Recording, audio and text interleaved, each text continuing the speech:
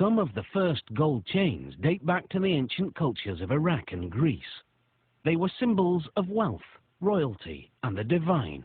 Luckily for us, jewelers now make these personal treasures more affordable and more durable than ever. In this factory, all that glitters is gold. Pure gold is fairly soft and bright yellow, so it's common to create an alloy to strengthen it and alter its colour. Copper lends a reddish hue, and brass helps the alloy melt more quickly than gold and copper would alone. Depending on the ratio, adding these metals produces 14 or 18 karat gold. The mix is melted in a crucible at more than 1,000 degrees Celsius. Just 3 of these scoops are enough to make about 5,000 14 karat gold chains.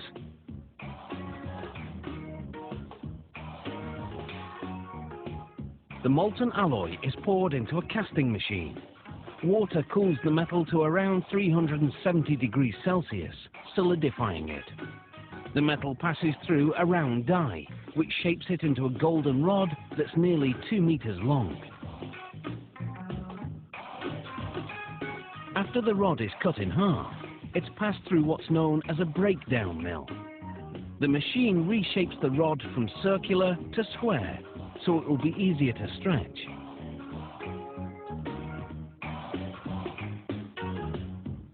The next stop is called a tandem mill. It has 12 rollers that stretch the rod until it's as thin as a piece of spaghetti.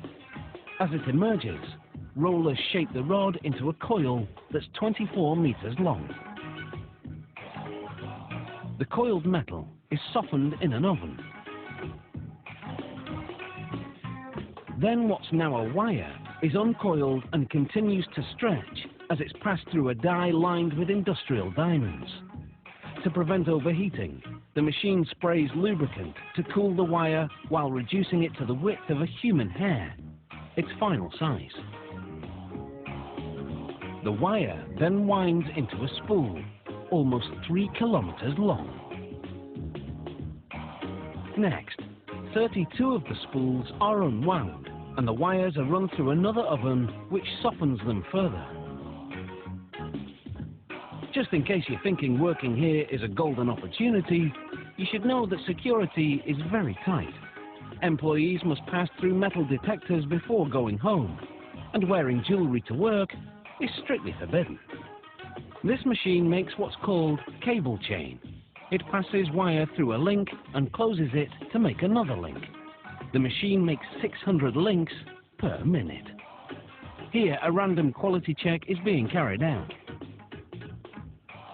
This machine makes a Venetian-style chain.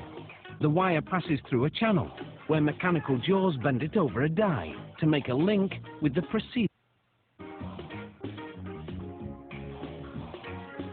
To make what's called a spider style, this machine passes a wire through up to 5 loops before closing the link.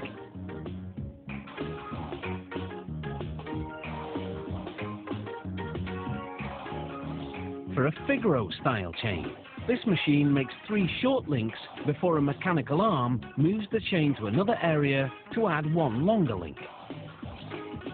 The arm then moves it back to add 3 more short links.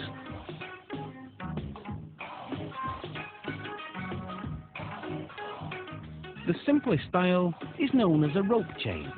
To make it, this machine threads a wire through, then closes it to make another loop.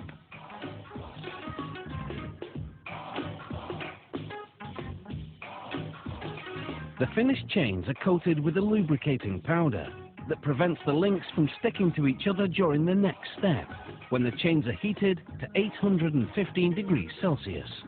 This activates a soldering agent, which was added to the metals earlier. It fuses the ends of the links to each other. This machine welds a link to a clasp on the chain. A tag indicating the gold quality goes onto the clasp. Finally, the chains go through 4 chemical baths, which clean them thoroughly. Then they're plated with a layer of 14 or 18 karat gold, which creates a more vibrant finish. After one last quality check, these chains are ready to dazzle their way to a neckline near you.